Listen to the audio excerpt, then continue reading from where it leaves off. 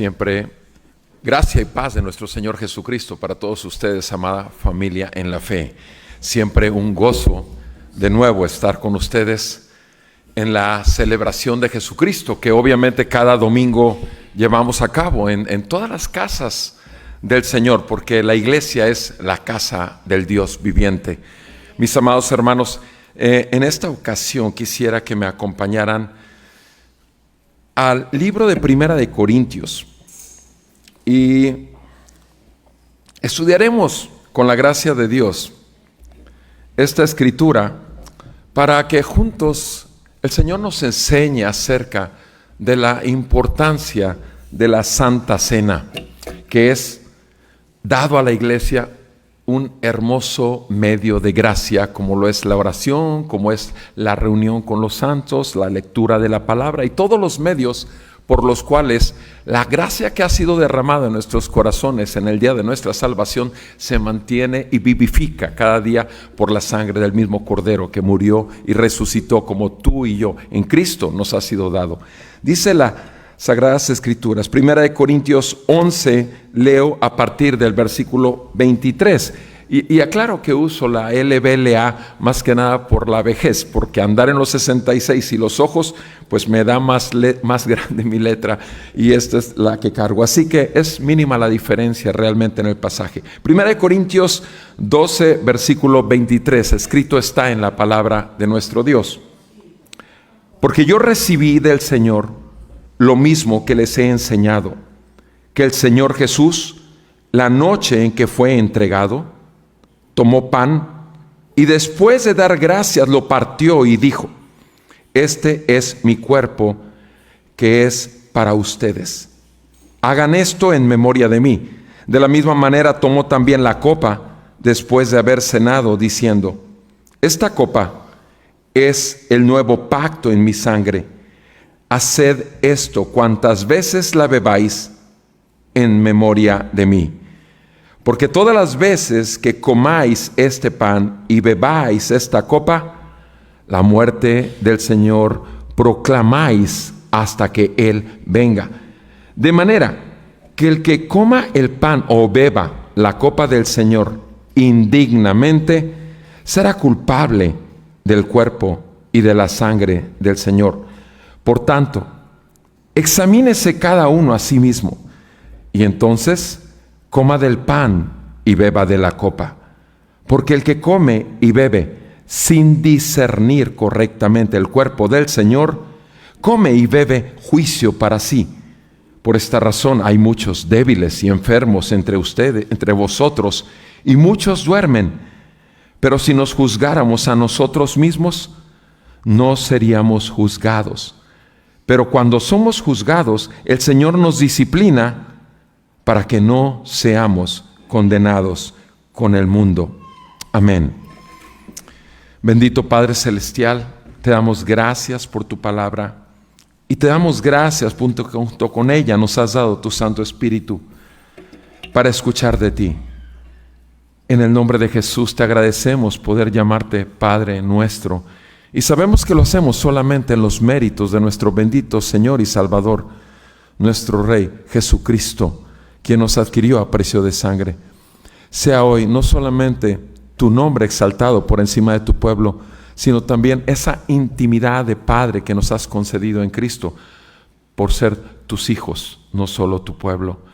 Te bendecimos y te alabamos y te rogamos, edifica nuestra fe, lo necesitamos, y salva a tu pueblo el día de hoy, como lo sigues haciendo y lo harás hasta tu próxima venida.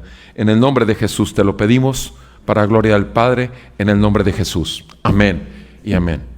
Mis amados hermanos, antier estuvimos mi chula y yo por Escocia, y estuvimos estos días, y una cosa que nos impacta en Escocia, en la zona, en Edimburgo particularmente que estuvimos, fue no solamente saber históricamente que este sitio fue sitio de un avivamiento, de la segunda reforma, que por cierto el último día de este mes se celebra un año más de la reforma. Reforma, ¿qué significa? De aquello que nos llamamos o que nos llama la gente protestantes o evangélicos, y esta segunda reforma, después de que Lutero partió y decidió romper con la iglesia establecida, ¿por causa de qué? De la verdad de la palabra de Dios, que no era la que gobernaba la iglesia, sino una serie de personas que lo hacían.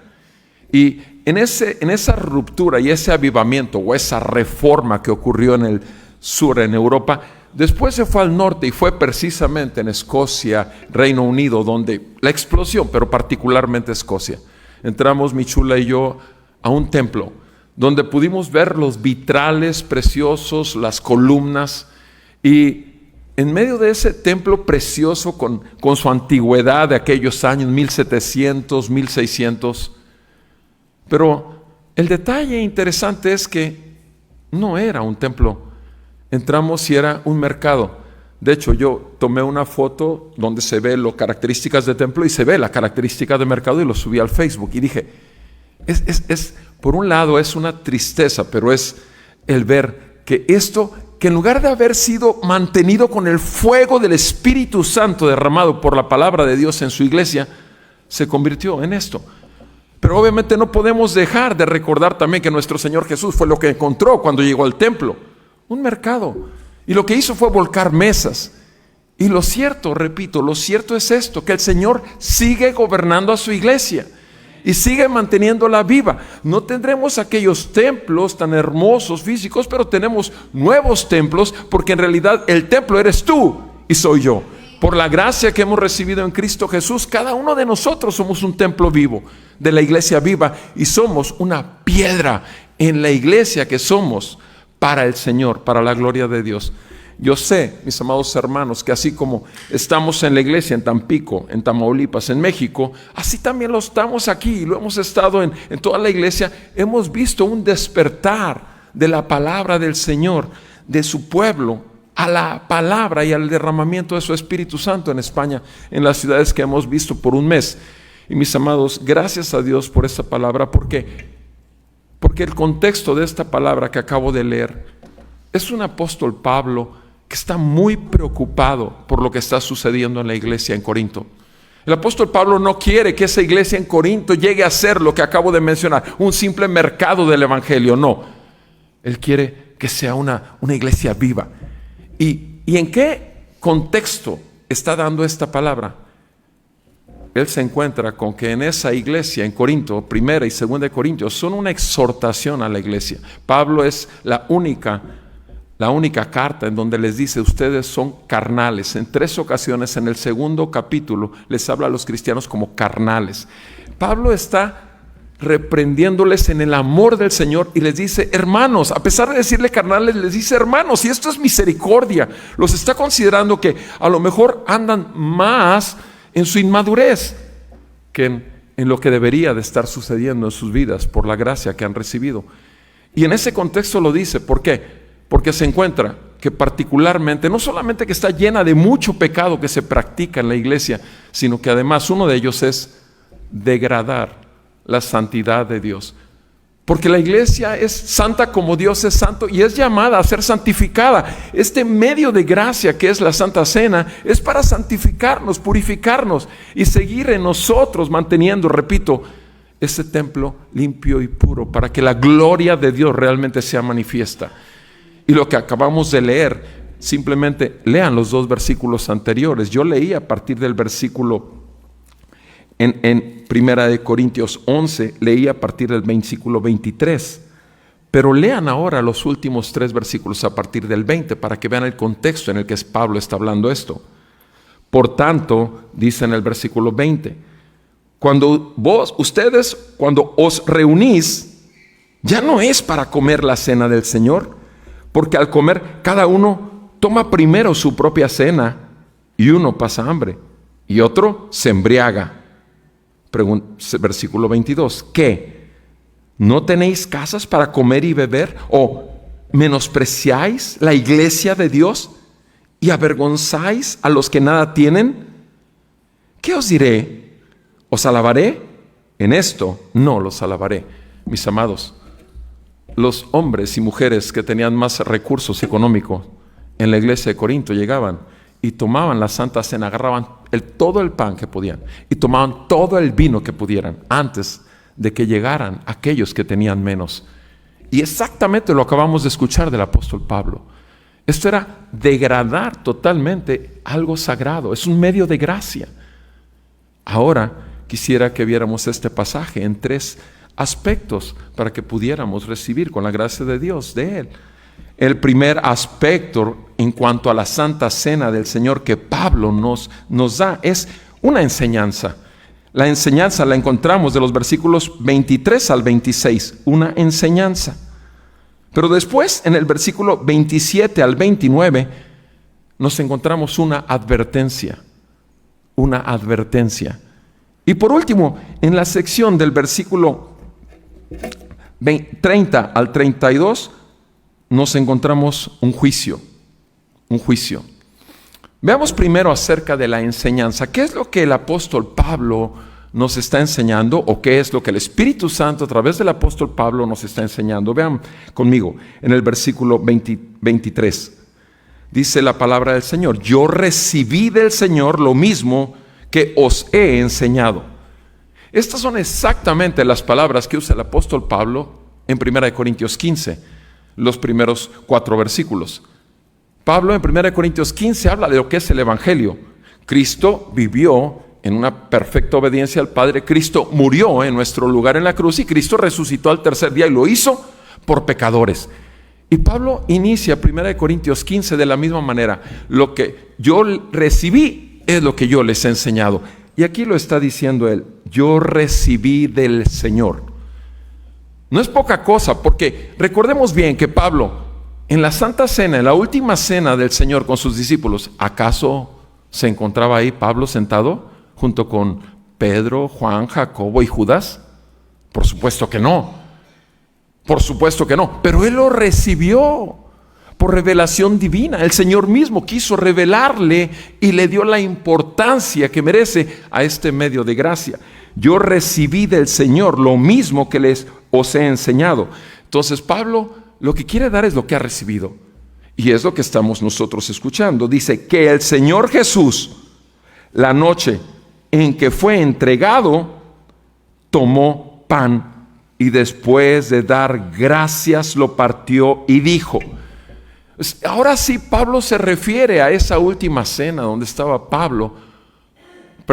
nuestro Señor Jesucristo con sus 12 discípulos. Sí, 12 discípulos, sí, incluyendo a Judas. Sabemos bien lo que ocurrió en la Santa Cena, que Judas fue el primero en pararse e irse. Pero ahí estaba Judas también entre los discípulos. Y nos dice aquí el apóstol Pablo respecto a lo que dijo el Señor. Esto, después de dar gracias, el Señor Jesucristo dio gracias, lo partió el pan y dijo: esto es mi cuerpo, que es para vosotros. En la Reina Valera nos dice que por ustedes es partido. Sea una cosa o sea la otra, el hecho es que Jesucristo fue enviado para su pueblo, porque era lo único que podía satisfacer la ira venidera. Nuestro Señor es santo, santo, santo. Nuestro Padre Celestial es santo, su Hijo es santo, y el Espíritu Santo, con el que hemos sido sellados en el día de nuestra salvación, es santo. No es diferente, no es que el Padre es el único santo. No, mis amados, la santidad de Dios no podemos tenerla como algo ya predicho, como un cuadro que tenemos en la sala de la casa que pasamos tantas veces que ya lo ignoramos. La santidad de Dios es preeminente dentro de su pueblo, de su iglesia, porque toda la palabra del Señor es santa, y el Espíritu que ha tomado nuestras vidas para convencernos de pecado, justicia y juicio, y nos ha traído a una fe genuina y confianza de que en Cristo ya nuestros pecados fueron pagados y borrados de la faz de un Dios santo que descarga sobre su propio Hijo la ira justa de un juez que no puede tener por inocente al culpable. Mis amados, qué gozo saber que realmente su cuerpo fue destrozado, partido, pero al final de cuentas que Cristo vino para nosotros ser el alimento que nos trajo vida y vida eterna. Eso es un gozo. Y dice, continúa el apóstol Pablo: de la misma manera tomó también la copa después de haber cenado, diciendo: esta copa es el nuevo pacto en mi sangre. Haced esto cuantas veces la bebáis en memoria de mí. Entonces, aquí tenemos la enseñanza del apóstol Pablo. Inicia la enseñanza. ¿Cuál es la enseñanza que nos da aquí el apóstol Pablo? Bueno, primeramente nos dice en el versículo 24, termina diciendo las palabras de Jesús: haced esto en memoria de mí. Entonces, la enseñanza es que esta es una ordenanza, número uno, porque el Señor Jesús lo ordenó. Hagan esto. Es una ordenanza. Segundo, no solamente es una ordenanza para el pueblo de Dios celebrar Santa Cena, sino que hagan esto ¿en qué? En memoria de mí, o remembranza, dice la Reina Valera. Remembranza, memorial, es lo mismo. Recordar con conciencia limpia y con un espíritu vivo en nosotros lo que hizo el Señor en su vida, en su muerte, en su resurrección y ascensión al trono a la diestra del Padre para salvarnos. Entonces, primero, repito, nos da claramente el Señor aquí a través de que esto se debe hacer, es una ordenanza, es un memorial. Pero el tercer aspecto de esta enseñanza es lo que viene en el versículo 26. Porque todas las veces que coman este pan y bebáis esta copa, la muerte del Señor proclamáis hasta que Él venga. Tercer aspecto de la enseñanza, es una proclamación, es un anuncio. ¿De qué? Del Evangelio. Es la proclama del Evangelio. En cada ocasión que nosotros celebramos Santa Cena, en la comunión de los santos, delante de Dios Padre, con el Espíritu Santo que nos ha sido dado, el Señor está en medio de nosotros. Y esto obviamente se está anunciando y el Evangelio está siendo vivo en medio de nosotros. Esta es la enseñanza que Pablo está dando. Ahora, particularmente, si apartamos, quisiera señalar o enfatizar que vean lo que dice en Primera de Pedro. Vimos las dos partes esenciales de esa enseñanza: el cuerpo partido, el cuerpo entregado para nosotros, y la sangre derramada para un nuevo pacto. Y voy a enfatizar estas dos secciones porque el Señor lo enfatizó obviamente. Y quisiera que viéramos conmigo, por favor, vean conmigo Primera de Pedro. En Primera de Pedro, capítulo 17. Primera de Pedro 1, versículo 17. 1:17. Primera de Pedro 1:17. Si invocáis como Padre aquel que imparcialmente juzga según la obra de cada uno, conducíos en temor durante el tiempo de su peregrinación, sabiendo que no fuisteis redimidos de vuestra mala manera de vivir, heredada de vuestros padres, con cosas perecederas como la plata, como oro o plata, sino con sangre preciosa, como de un cordero sin tacha y sin mancha, la sangre de Cristo. La sangre de Cristo. ¿Por qué? Él estaba preparado desde antes de la fundación del mundo, pero se ha manifestado en estos últimos tiempos por amor a vosotros, que por medio de Él sois creyentes en Dios, que le resucitó de entre los muertos y le dio gloria, de manera que vuestra fe y esperanza sean en Dios. Amén. Mis amados, fíjense nada más lo que nos está diciendo el Señor. Nosotros tenemos que conducirnos con temor y reverencia, porque no fuimos adquiridos. Nadie pagó un precio con oro ni con plata, no. Fue la sangre preciosa del Cordero. Jesucristo fue partido en esa cruz por nuestros pecados. Jesucristo vino al mundo específicamente para salvarnos y redimirnos y adquirirnos a precio de sangre para llevarnos a la gloria del Padre. Mis amados, esto es glorioso, es un evangelio y es verdad y es de gloria para el Padre en el nombre del Hijo, por el Espíritu Santo que ha dado testimonio a nuestro espíritu de que verdaderamente somos lo que Él dice que somos, hijos del Dios Altísimo. Mis amados, dice claramente aquí que el Señor ya estaba preparado para ser entregado. ¿Cuándo? Aquí lo dice el versículo 20. Estaba preparado desde antes de la fundación del mundo. Verso 20, mis amados, en el consejo intratrinitario. Recordemos simplemente en aquel pasaje en Hechos capítulo 2, cuando Pedro está predicando su primer sermón, poderoso en el Espíritu, y todas las conversiones, miles de conversiones ocurrieron. ¿Qué es lo que dice? Que el Señor fue entregado por el previo conocimiento o previo consejo o previa voluntad de Dios. O sea, que Dios ya tenía establecido el entregar a su Hijo. Pero aquí lo está recordando simplemente que el Señor ya estaba preparado para ser el Cordero sin mancha que vendría a salvarnos. Mis amados, en el consejo intratrinitario, cuando no había nada de lo que vemos, no estaba hecho ni siquiera el planeta Tierra, y sin embargo ahí en el consejo el Padre, Hijo y el Espíritu Santo, Dios uno solo, 3 personas, estaban ya con el plan de la redención, con el plan de la salvación. Ya lo tenían, estaba ya ordenado, que el Cordero ya estaba preparado para ser enviado y ni siquiera estaba todavía hecho el mundo.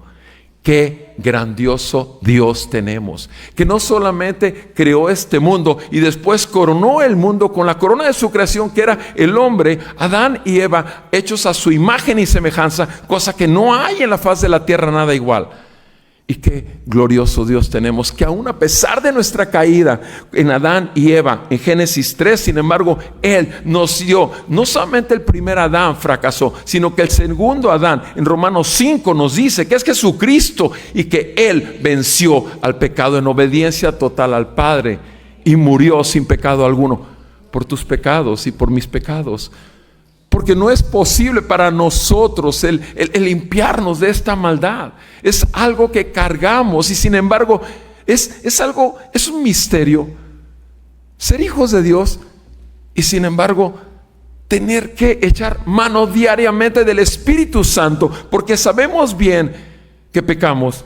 Y Primera de Juan nos dice que aquel que dice como hijo de Dios que no tiene pecado, hace a Dios mentiroso.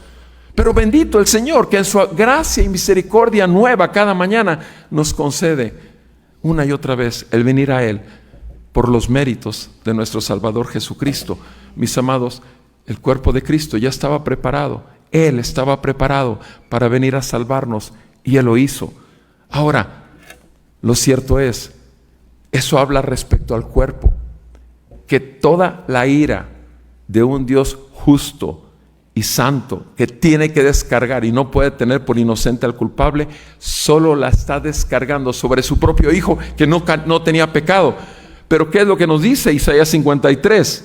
Vean conmigo lo que dice Isaías 53, que es un pasaje glorioso. En 2 versículos, el 5 y el 6, Isaías 53 nos dice, hablando de Jesucristo, mas Él fue herido por nuestras transgresiones, molido por nuestras maldades, el castigo por nuestra paz cayó sobre Él, y por sus heridas hemos sido sanados. Todos nosotros nos descarriamos como ovejas, nos apartamos cada cual por su camino, pero el Señor hizo que cayera sobre Él la maldad de todos nosotros, la iniquidad de todos nosotros. Mis amados, qué gran Dios tenemos. Teníamos una enfermedad incurable, el pecado. Toda enfermedad, y lo digo como médico, ya comenté que tengo 41 años sirviendo como médico también. Y todo pecado, toda enfermedad, hasta una simple gripa, hasta un cáncer, todo es producto de lo mismo, del pecado que es natural en la faz de la tierra, en todo ser humano. Pero gracias a Dios por Cristo, porque los que estamos en Cristo, ninguna condenación hay para nosotros en Él. Y podemos acercarnos libremente, como lo hemos hecho con estos cánticos de adoración y alabanza, al único que merece honra, gloria, porque Él lo hizo a precio de sangre. Mis amados, nosotros hemos recibido una bendición muy especial porque vivimos después de la cruz. Y dice aquí la segunda parte que enfatiza la Santa Cena, que es la sangre del Cordero derramada. Nos dice ahí en el versículo 25, esta copa es el nuevo pacto en mi sangre. Haced esto cuantas veces la bebáis en memoria de mí.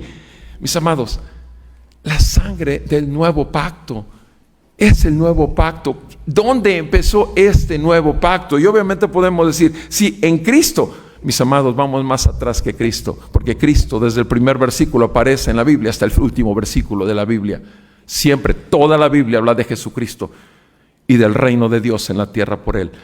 Ahora, quiero llevarles en ese primer pasaje donde hubo esa Santa Cena y hubo en una forma que el Espíritu Santo te dé. Vean conmigo Éxodo 24, por favor. Éxodo 24. En Éxodo 24 acaba de suceder, obviamente, lo que todos sabemos en el capítulo 20. En el capítulo 20, Moisés viene con las dos piedras, con la ley del Señor, con los 10 mandamientos del Señor. Que esos 10 mandamientos, obviamente, cuando aparecen delante de la humanidad, por consecuencia la condenan. Mientras no existieran los 10 mandamientos, la humanidad, todo lo que podía pecar, no sabía que era pecado, sino solo por la luz de la ley es que el pecado florece y se nota. Ahora vean conmigo, por favor, en Éxodo 24, dice la Santa Escritura, dice en el versículo 3, Moisés vino y contó al pueblo todas las palabras del Señor y todas las ordenanzas. Y todo el pueblo respondió a una voz y dijo, haremos todas las palabras que el Señor ha dicho. Fíjense nada más, así como el pueblo de Israel se atreve a decir, nosotros haremos todos los 10 mandamientos, los cumpliremos. ¿Sabes cómo se llama esto, mi amado hermano? Es una tremenda arrogancia, porque obviamente ni 2, 3 capítulos ya están destruyendo todo. Mis amados, ciertamente fallamos, somos falibles, pero ciertamente nuestro bendito Señor y Salvador jamás fallará, porque Él vino y lo hizo ya, consumado es, fueron sus últimas palabras en la cruz. Y vean ustedes, continúa diciendo, nosotros haremos, claro que sí, obedeceremos lo que Él ha dicho. Versículo 4, Moisés escribió todas las palabras del Señor, levantándose muy de mañana, versículo 4, edificó un altar al pie del monte con 12 columnas por las 12 tribus de Israel. Y envió jóvenes de los hijos de Israel que ofrecieron holocaustos y sacrificios, novillos como ofrendas de paz al Señor. Ahora, ¿qué hace Moisés? Moisés, mis amados hermanos, es una figura de Jesús. Es el Salvador del pueblo de Dios que lo sacó de Egipto, como lo es nuestro Señor Jesucristo, que nos sacó del mundo para vivir ahora en el Espíritu y no someternos a los deseos de la carne. ¿Y qué hace Moisés? Moisés toma la mitad de la sangre, versículo 6, y la puso en vasija, y la otra mitad de la sangre la roció sobre el altar. Luego tomó el libro del pacto y lo leyó a oídos del pueblo. Y ellos dijeron, versículo 7, todo lo que el Señor ha dicho haremos y obedeceremos. Versículo 8. Entonces Moisés tomó la sangre y la roció sobre el pueblo y le dijo, he aquí la sangre del pacto que el Señor ha hecho con vosotros, según todas estas palabras. Mis amados, en ese momento estaba mostrándose el pacto de gracia y lo está haciendo con la sangre derramada. Y el único, los miles y miles y miles de animales que se mataban y se sacaba su sangre para ponerla en el altar, apuntaban a aquel Cordero sin mancha, del cual en Juan 1:29, cuando Juan el Bautista ve venir a Jesús, le dice, ese es el Cordero de Dios que vino a quitar el pecado del mundo. Y lo hizo derramando sangre, inocente, sin pecado alguno en la cruz. Él es nuestra propiciación, Él es nuestra paz para con Dios. Y en este momento, fíjense bien, en este momento no solamente anuncia la ley, si hay un derramamiento de sangre, ¿para qué? Dice, he aquí la sangre de qué? Del pacto. ¿Se dan cuenta? Ya había leído en los versículos anteriores, leyó la ley delante de todos, y todos dijeron, sí, obedeceremos.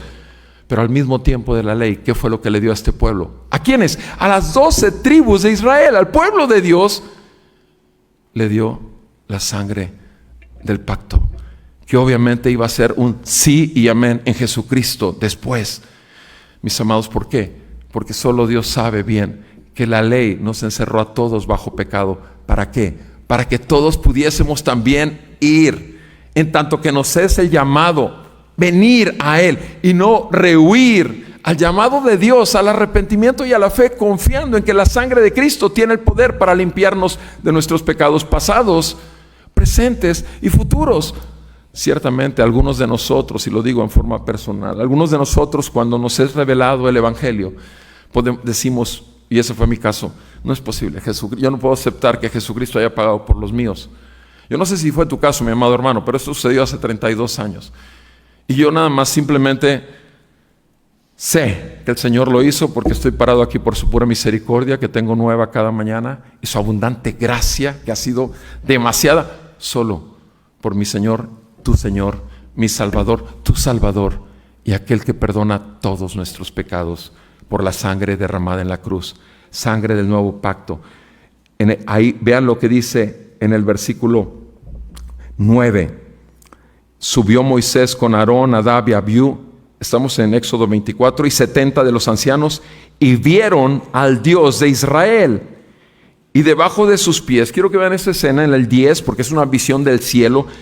Vieron, no dice vio Moisés, dice vieron. ¿Quiénes? Los ancianos que habían subido también.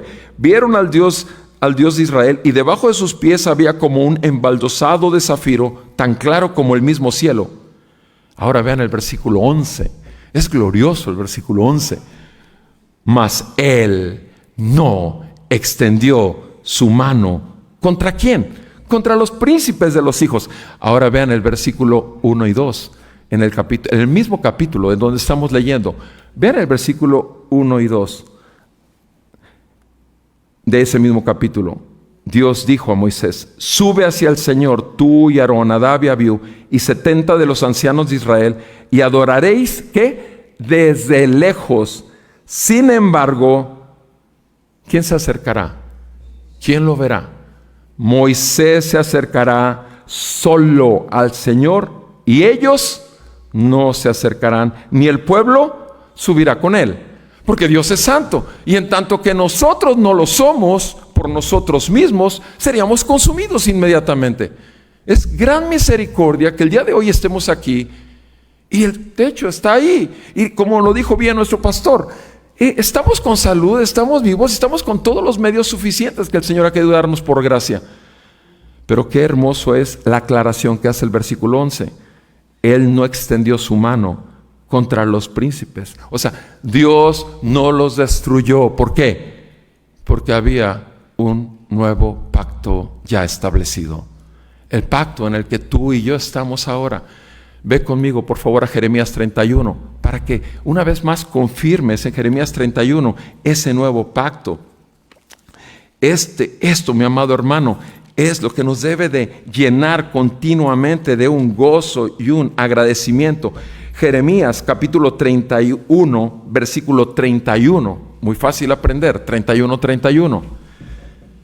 He aquí vienen días, estamos antes de Jesucristo, estamos en el profeta Jeremías. He aquí vienen días, declara el Señor, en que haré con la casa de Israel y con la casa de Judá un nuevo pacto. No como el pacto que hice con sus padres el día que los tomé de la mano para sacarlos de la tierra de Egipto. Mi pacto con ellos, que ellos rompieron, aunque fui un esposo para ellos, declara el Señor. ¿Por qué? Porque este es el pacto, versículo 33, que haré con la casa de Israel después de aquellos días, declara el Señor. Pondré mi ley dentro de ellos y sobre sus corazones la escribiré. Y yo seré su Dios y ellos serán mi pueblo. y no tendrán que enseñar más cada uno a su prójimo y cada cual a su hermano, diciendo: conoce al Señor, porque todos me conocerán, desde el más pequeño de ellos hasta el más grande, declara el Señor, pues perdonaré su maldad y no recordaré más su pecado. Mis amados hermanos, ¿en qué está fundamentado el nuevo pacto? ¿En tus obras? ¿En lo que tú y yo hacemos? No, mi amado. Exactamente en los méritos y en la obra redentora que nuestro Señor Jesucristo cumplió, tal cual acordaron el Padre, Hijo y Espíritu Santo. Estamos en el nuevo pacto, somos el pueblo del nuevo pacto y hemos sido injertados ciertamente a Israel, el pueblo de Dios, porque somos, dice Pablo en Romanos 9, que también somos el Israel de Dios. Y esto es glorioso, porque éramos gentiles, estábamos perdidos, sin Dios, sin pactos, sin nada de todo lo que le había dado al pueblo de Dios, pero por gracia, por fe, por su palabra y por Jesucristo, lo hemos recibido todo para la gloria de nuestro Dios y Padre Santo. Mis amados, esto es suficiente. Nuestro Señor Jesucristo en nosotros, su pueblo. Volvamos a nuestro texto, por favor, amados. Dijimos que fue una enseñanza lo que está dando Pablo, pero ahora quisiera que continuáramos con la segunda porción que dice en el versículo 27, y dije del 27 tenemos al 29 una advertencia. Una advertencia. Y quiero aclarar con respecto a las advertencias. ¿Para qué son las advertencias?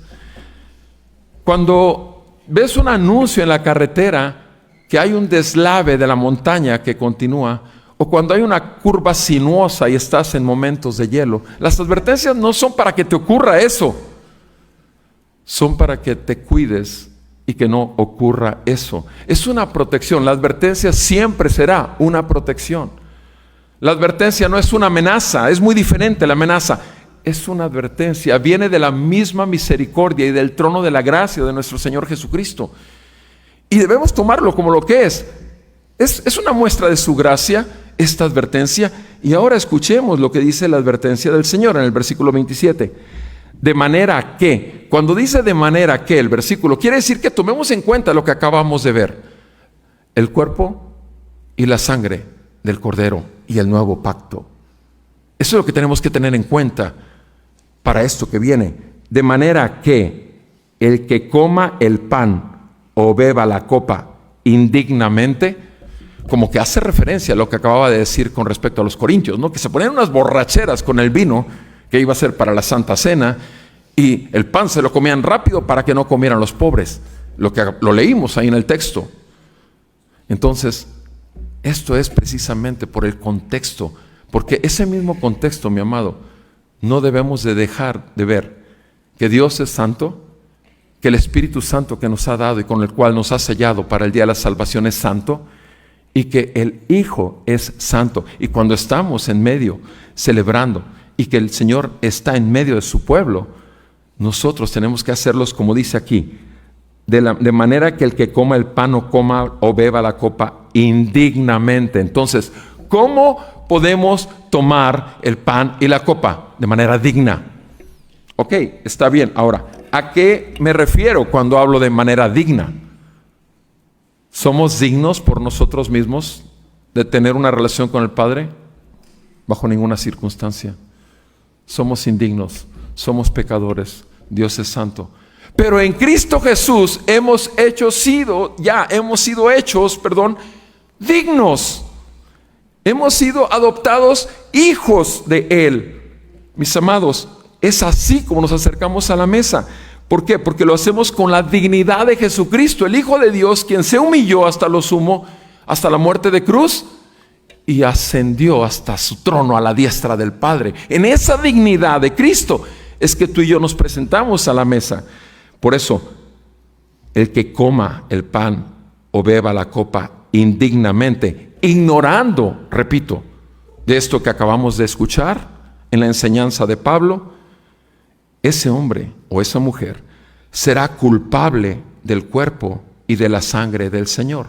Entonces, esta parte de la advertencia es ¿cuál? Simplemente acércate a la mesa dignamente, y tu dignidad está escondida en Cristo. Y la mía y la de todos los hijos de Dios. Entonces será culpable del cuerpo y de la sangre del Señor, por menospreciarla, por tomarla como lo hicieron los corintios, lo que acabamos de leer. Versículo 29. Porque el que come y bebe, vean que es la segunda vez que enfatiza el apóstol Pablo esto. Porque el que come y bebe sin discernir correctamente el cuerpo del Señor, come y bebe juicio para sí. Entonces, no lo hemos hecho. No nos hemos acercado a la mesa a tomar el pan, tomar la copa, a comer el pan y tomar la copa, no. Y es ahí donde está el anuncio de advertencia. ¿Realmente estás consciente? ¿Estamos conscientes de que somos pecadores? ¿Estamos conscientes que no tenemos ninguna posibilidad de acceder al trono de la santidad de Dios, si no es únicamente por los méritos y la obra salvífica que es total y completa, soberana voluntad del Rey y Señor de los cielos y la tierra? ¿Estamos conscientes que no hay nada en nosotros que nos dé acceso, sino solo lo que nos ha sido dado por gracia, el Espíritu Santo que nos ha conducido a toda verdad? Y por tanto nos vemos pecadores y lo vemos a Él santo y glorioso y poderoso y eterno. Pero también vemos en medio de Él y nosotros esa gracia derramada, llenando nuestro corazón de su amor derramado por su Santo Espíritu que nos ha sido dado y por el cual venimos una y otra vez al Señor. No necesitamos llegar a Santa Cena. ¿Cuántas veces a la semana le pedimos perdón al Señor? ¿Cuántas veces a la semana confesamos a Él nuestro pecado? ¿Cuántas veces a la semana pensamos algo que no debimos haber pensado? Y nos damos cuenta porque la conciencia del creyente está viva, está realmente ahí, viva. Y dice la palabra del Señor a través del apóstol Pablo que tenemos que tener una conciencia limpia. Una conciencia limpia es con plena conciencia. Ese pensamiento no es un pecado contra Dios, aun cuando lo dejé correr 5 segundos, 10 segundos. Pero si en esos 5 o 10 segundos mi conciencia se ensucia, aún en lo privado, por 10 segundos, bendito sea el Señor que puedo acceder a Él. Y Señor, perdóname, no sé por qué piense estas cosas. O cuando decimos algo que no debimos haber hecho y ofendimos a alguien que sin querer lo hicimos. ¿Cuántos pecados hay que simplemente cometemos porque no hacemos aquello que debimos haber hecho? Los pecados de omisión, ¿sí?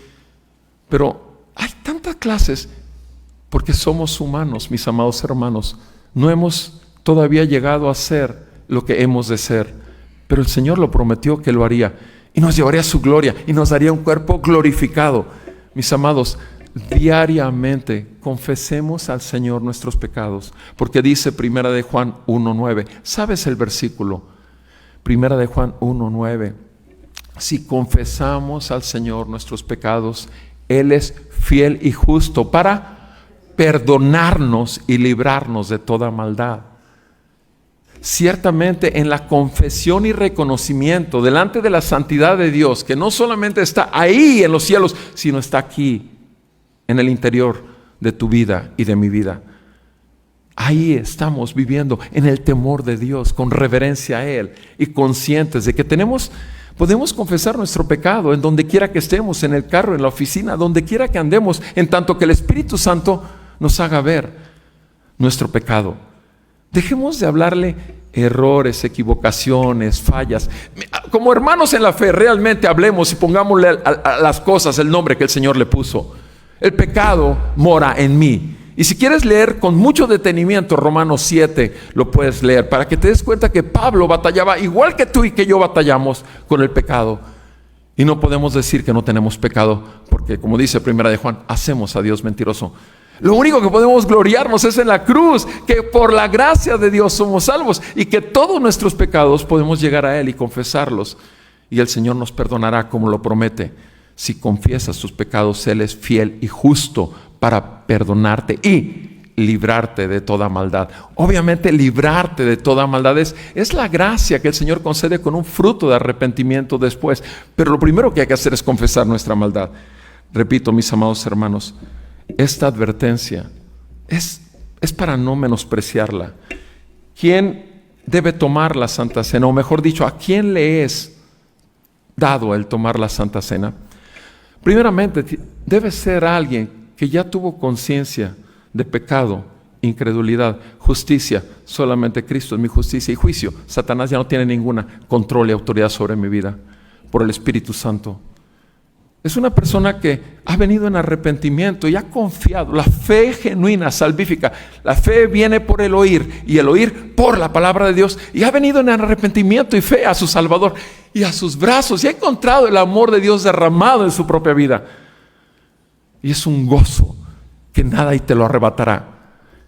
Y esa persona quiere confirmar que realmente es un verdadero creyente siguiendo un medio de gracia que es el bautismo. Y en el bautismo lo que hacemos es, obviamente, si hemos sido crucificados con Él en nuestros pecados, y ahí quedaron nuestros pecados, ciertamente, juntamente con Él, hemos resucitado a una nueva vida. Y me estoy refiriendo obviamente a Romanos 6, versículos 2 y 3. Nos dice claramente que es una nueva vida la que tenemos en Cristo, una vida resucitada en el poder de la resurrección, como dijo Pablo en Efesios 2. Mis amados, esos son los que podemos acceder. En una ocasión estábamos en la iglesia, se tomaba Santa Cena. Llegó un hombre por primera vez, se identificó como un hijo de Dios, como un creyente. Y cuando se dio la Santa Cena, él tomó el pan, tomó la copa. Era la primera vez que llegaba. Al mes siguiente, cuando tuvimos Santa Cena, en aquel tiempo celebramos Santa Cena cada mes. Ya tiene años ahorita que lo hacemos cada domingo.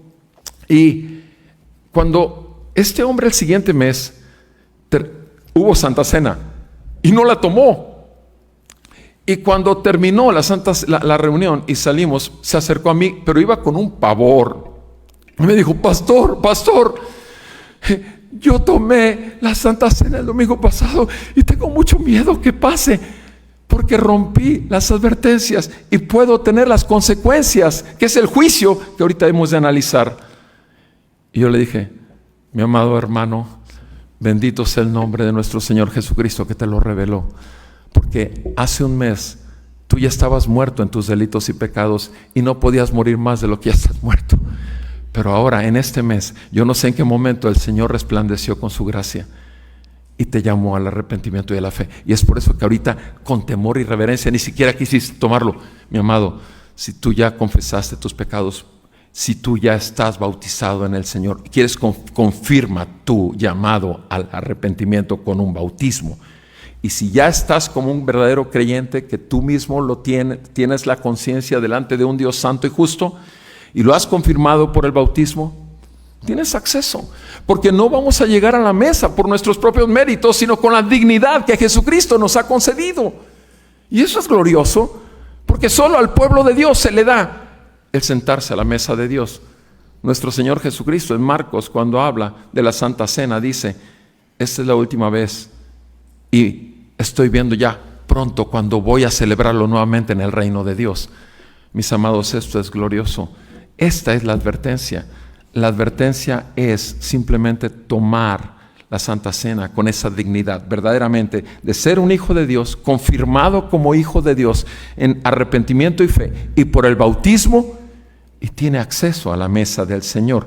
Obviamente, ahora dice claramente ahí, continúa diciendo en el versículo 28, por tanto, porque este es el peligro, ser culpable del cuerpo y del Señor, continúa diciendo esa advertencia. Por tanto, o sea, la salida a esto: examínese, júzguese cada quien a sí mismo, revísese cada quien a sí mismo. Y entonces, después de haberte revisado con la gracia del Espíritu Santo que el Señor te ha dado, entonces, ahora sí, entonces, coma del pan y beba de la copa. Entonces, pero después de haberte examinado o juzgado, versículo 29, ¿por qué? Porque el que come y bebe sin discernir correctamente el cuerpo del Señor, come y bebe juicio. Mis amados, antes de tomar la Santa Cena, siempre tenemos que tomar un tiempo para examinarnos, para juzgarnos a nosotros mismos. Repito, esta es la advertencia, y es una advertencia de su amor y su misericordia. Y por último, veamos ahí el hecho del juicio. Y vamos a ver juntos cómo este juicio realmente es un juicio de misericordia, es un juicio de la gracia de Dios. Vean ustedes lo que nos dice el apóstol Pablo. Por esta razón hay muchos débiles y enfermos. ¿Cuál razón? Ya lo acaba de decir. Haber tomado el pan y la copa sin discernir correctamente el cuerpo de Cristo y hacerlo de una manera indigna, porque no lo hicieron en la dignidad de Cristo, sino en los propios méritos. Cosa totalmente aberrante delante de un Dios santo. Mis amados, dice el versículo 30, por esta razón hay muchos débiles y enfermos entre vosotros, y muchos duermen. Entonces, no solamente habla de debilidad, habla de enfermedad y habla de muerte. Dormir, sabemos bien que cuando se refiere, y aquí el texto en griego habla de eso, estar muerto. O sea, dice, muchos se enferman porque no tomaron la Santa Cena como lo deben hacer. Por eso fue la advertencia. Bájale a la velocidad, bájale a 100. No puedes ir a 250 como vas ahorita en este carro último modelo. Bájale. La advertencia es para protección nuestra. Dice, por eso hay enfermos entre ustedes. Fíjese cómo lo dice Pablo, entre vosotros. ¿Quiénes? La iglesia del Señor. Continúa diciendo el apóstol Pablo, versículo 31. Pero si nos juzgáramos o examináramos a nosotros mismos, que es lo mismo, o sea, examinarme yo a mí mismo o juzgarme yo a mí mismo es saber si estoy en la gracia o si he estado caminando simplemente en la carne. Ese es el examen que se debe hacer, un autoexamen, un autojuicio. Si nos juzgáramos a nosotros mismos, no seríamos juzgados. O sea, no habría culpa en tanto que nosotros confesamos al Señor nuestro pecado y Él es fiel y justo para perdonarnos y librarnos de toda maldad. Versículo 32.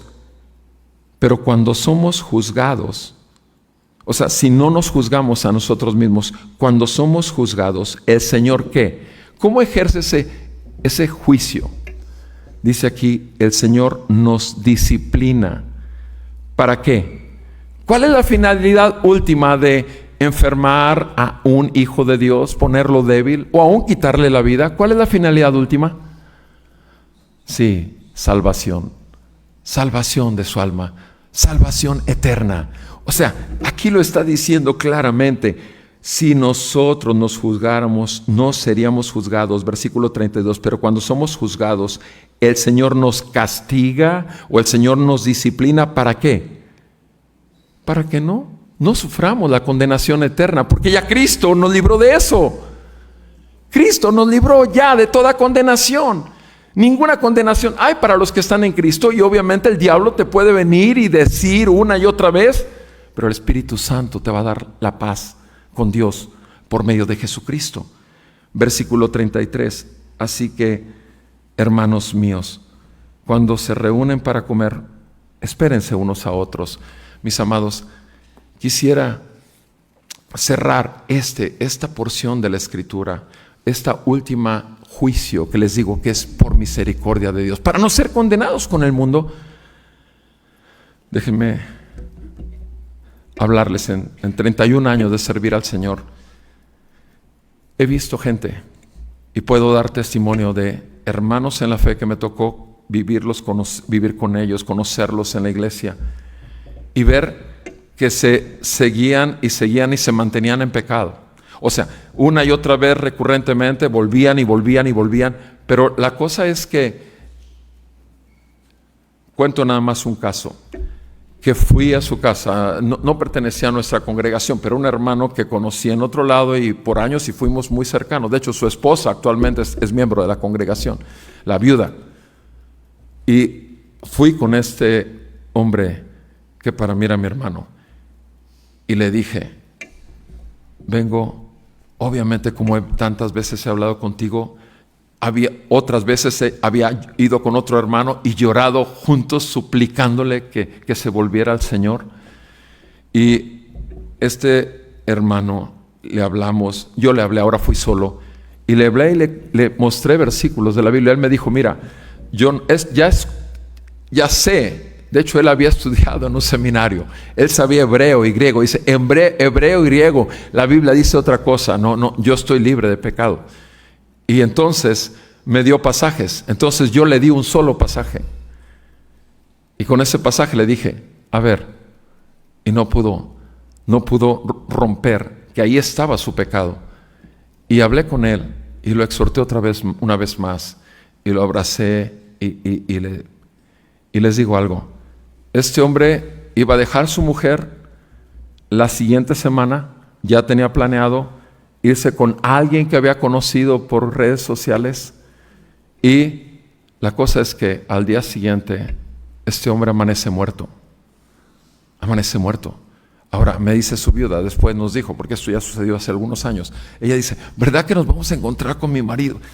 Oye, si el Señor es tan bueno como para juzgarlo y llevárselo antes de que, vamos a decir, haga firme su pecado, gracias a Dios por Cristo. Porque ese hombre no había conocido físicamente a ninguna esa persona, pero ese hombre había decidido que se iba. Y repito, como esto ha habido mis amados, los juicios de Dios son por misericordia de Dios, y les repito, eso es lo único con lo que quisiera finalmente concluir en Hebreos 12, lo que dice la santa palabra del Señor. Vayan conmigo a Hebreos 12, y sé que son pasajes que conocemos, pero son pasajes que deben estar ahí en el versículo 5, Hebreos 12, versículo 5. Además, habéis olvidado la exhortación que como a hijos se os dirige. Hijo mío, no tengas en poco la disciplina del Señor. No te desanimes al ser reprendido por Él, porque el Señor al que ama, disciplina y azota a todo aquel que recibe por hijo. Es para vuestra corrección que sufrís. Dios os trata como a hijos, porque ¿qué hijo hay a quien su padre no discipline? Porque si estáis sin disciplina, de la cual todos hemos sido hechos participantes, entonces sois hijos ilegítimos y no hijos verdaderos. Además, tuvimos padres terrenales para disciplinarlos y los respetábamos. ¿Con cuánta más razón no estaremos sujetos al Padre de nuestros espíritus y viviremos? Porque ellos nos disciplinaban por pocos días como les parecía, pero Él nos disciplina para nuestro bien, para que participemos de su santidad. Al presente ninguna disciplina parece ser causa de gozo, sino de tristeza. Sin embargo, a los que han sido ejercitados por medio de ella, les da después fruto apacible de justicia. Por tanto, fortaleced las manos débiles y las rodillas que flaquean, y haced sendas derechas para sus pies, para que la pierna coja no se descoyunte, sino que se sane. Pasen por favor al versículo 22. Versículo 22. Ustedes, en cambio, os habéis acercado al monte Sión y a la ciudad del Dios vivo, a la Jerusalén celestial y a las miriadas de ángeles, a la asamblea general e iglesia de los primogénitos que están inscritos en los cielos, y a Dios, el juez de todos, y a los espíritus de los justos hechos ya perfectos. Versículo 24. Y a Jesús, el mediador del nuevo pacto, y a la sangre rociada, que habla mejor que la sangre de Abel. Versículo 25. Mirad que no rechacéis al que os habla, porque si aquellos no escaparon cuando rechazaron al que los amonestó de sobre la tierra, mucho menos escaparemos nosotros si nos apartamos de aquel que nos amonesta desde el cielo.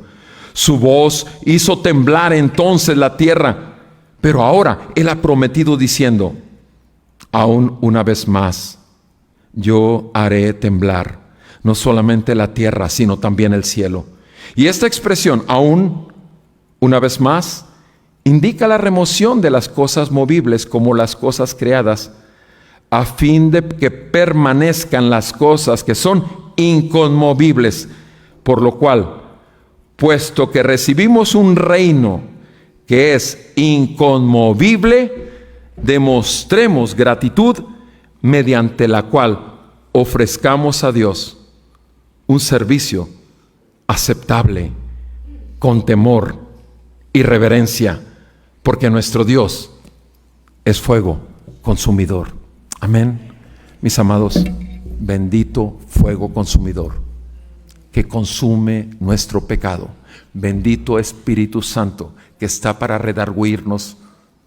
Bendito Espíritu de Dios que nos muestra que esto es el amor de Dios derramado en nuestros corazones.